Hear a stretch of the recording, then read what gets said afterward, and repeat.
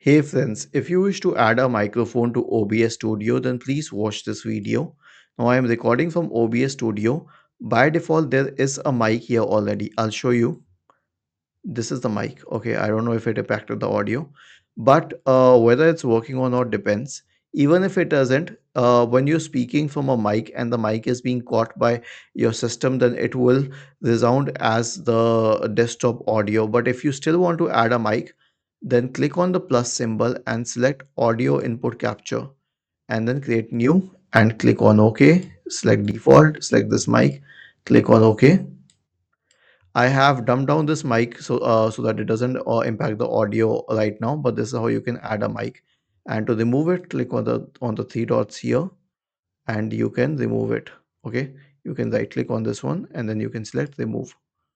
Okay, was this helpful?